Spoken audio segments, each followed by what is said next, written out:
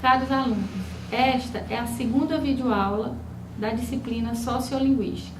Nesta videoaula, a teoria da variação e mudança linguística, noções básicas, iremos entender o fenômeno da variação e mudança linguística e refletir sobre a questão do preconceito linguístico. Como referência, adotamos o material didático Sociolinguística publicado pelos professores Izete Coelho, Edair Maria, Guilherme Henrique e Cristiane Souza, da EAD da Universidade Federal de Santa Catarina. Ela está organizada em 3 sessões. A proposta de William Labov. Como já discutimos na primeira unidade dessa disciplina, as 2 abordagens teóricas de maior projeção na linguística, pelo menos até a década de 60, foram o estruturalismo e o gerativismo. No entanto, tanto uma quanto a outra deixam de lado as possíveis influências externas sobre a estrutura linguística, assumindo uma perspectiva pela qual as regras e relações internas dos componentes da gramática são suficientes para uma descrição adequada do objeto. É nesse contexto que surge a sociolinguística. Na década de 1960, o linguista William Labov surge questionando e propondo um novo olhar sobre a estrutura das línguas e, essencialmente, sobre os fenômenos da variação e da mudança linguísticas. Em seu livro Padrões Sociolinguísticos, Labov apresenta os principais postulados teóricos e a metodologia de trabalho empírico com a linguagem dessa nova proposta. A proposta teórico-metodológica de Labov surge, então, como uma reação aos modelos estruturalista e gerativista. Isso posto, podemos nos perguntar, qual a crítica de Labov a Saussure? Labov critica a separação estabelecida por Saussure entre língua e fala, e entre sincronia e diacronia, e também o fato de Saussure desconsiderar os fatos externos à língua ao defini-la como um sistema de signos que estabelecem relações entre si. Em última instância, Labov posiciona-se contra a primazia dos estudos imanentes da língua. Qual a crítica de Labov a Chomsky? Segundo Labov, não existe uma comunidade de fala homogênea, nenhum falante-ouvinte ideal. Pelo contrário, a existência de variação e de estruturas heterogêneas nas comunidades de fala é um fato comprovado. Existe variação inerente dentro da comunidade de fala. Não há 2 falantes que se expressam do mesmo modo, nem mesmo um falante que se expressa da mesma maneira, em diferentes situações de comunicação. A busca por julgamentos intuitivos homogêneos é falha. Os linguistas não podem continuar a produzir teoria e dados ao mesmo tempo. Para lidar com a língua, é preciso olhar para os dados de fala, do dia a dia e relacioná-los às teorias gramaticais o mais criteriosamente possível, ajustando a teoria de modo que ela dê conta do objeto. Qual é, então, a proposta da teoria da variação e mudança linguística? O ponto fundamental da abordagem proposta por Labov é a presença do componente social na análise linguística. Com efeito, a sociolinguística se ocupa da relação entre língua e sociedade e do estudo da estrutura e da evolução da linguagem dentro do contexto social da comunidade de fala. Veja que, ao eleger como objeto de estudo a estrutura e a evolução linguística, Labov rompe com a relação estabelecida por Saussure entre estrutura e sincronia de um lado e história evolutiva e diacronia de outro, aproximando igualmente a sincronia e a diacronia às noções de estrutura e funcionamento da língua. 2 obras foram fundamentais para a proposição e consolidação desse novo programa de estudos. O texto Fundamentos Empíricos para uma Teoria da Mudança, publicado em 1968 por William Labov e outros, e os Padrões Sociolinguísticos, publicados por Labov em 1972.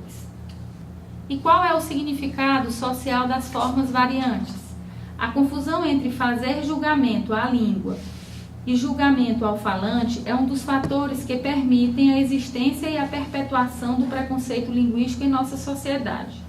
Com o falso argumento de que uma construção é, em si, errada, abre-se espaço para que taxemos de ignorantes os falantes que fazem uso dessa construção.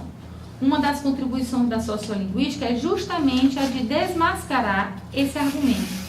Incontestáveis pesquisas já confirmaram que não há nada nas formas variáveis de uma língua que permita afirmar que umas são melhores ou mais corretas do que as outras. Segue daí, portanto, que o julgamento é social e geralmente parte de cima para baixo, ou seja, das camadas dominantes econômicas e culturalmente para as camadas dominadas. Dizer que tal pessoa ou tal grupo é ignorante porque fala de uma forma e não de outra é apenas mais um mecanismo de afirmação e de perpetuação desse preconceito, que se manifesta como preconceito linguístico, mas que nunca deixa de ser social. Sobre os conceitos fundamentais da teoria de Labov. Conceitos fundamentais. Conceber a linguagem como um sistema heterogêneo implica dizer que a língua é um sistema heterogêneo dotado de variação. Sendo um sistema, a língua é constituída por um conjunto estruturado de regras. Além de regras categóricas, existem regras variáveis que são inerentes ao sistema. As regras variáveis podem ser mais ou menos aplicadas, dependendo do ambiente linguístico e ou social. Explicações para as escolhas dos falantes por uma ou outra variante linguística são buscadas pelo controle de fatores condicionantes, variáveis independentes. A natureza do sistema é probabilística, o que pressupõe o emprego de técnicas quantitativas para a observação das regras que o regem. Variedade representa a fala de uma comunidade de modo global, considerando-se todas as suas particularidades, tanto categóricas quanto variáveis. É o mesmo que dialeto ou fala. Variável corresponde a um aspecto ou categoria da língua que se encontra em variação. Exemplo, a alternância entre os pronomes pessoais tu e você. Variante são as formas individuais que concorrem em uma variável. Exemplo, tu e você. A questão do preconceito linguístico. O conceito de preconceito linguístico. Preconceito linguístico é julgar falantes ou grupos inteiros em uma comunidade pelas formas linguísticas que empregam. E essas formas geralmente são as que se afastam do padrão. O argumento é que há em uma língua construções corretas e incorretas, melhores e piores, e que os falantes que erram em suas escolhas ao falar ou ao escrever são consequentemente também imperfeitos, pessoas que ou desprezam ou que têm dificuldade em atingir o nível em que só se empregam as construções aceitáveis corretas. A aceitação dessa ideia e da noção de erro no uso linguístico que está por trás dela autoriza a exclusão social gerada pelo preconceito linguístico, uma exclusão que, em muitos casos, é bastante dura. Mitos que compõem o discurso do preconceito linguístico. O português é uma língua muito difícil, mesmo para seus falantes nativos. O domínio do português é uma tarefa árdua, atingida apenas por poucos intelectuais, professores e escritores. A maioria de nós, brasileiros, não sabe português, ou o sabe de modo parcial, incompleto e incorreto. Para finalizar, algumas citações. O problema do preconceito disseminado na sociedade em relação às falas dialetais deve ser enfrentado na escola como parte do objetivo educacional mais amplo de educação para o respeito às diferenças. Para isso, e também para poder ensinar língua portuguesa, a escola precisa livrar-se de alguns mitos.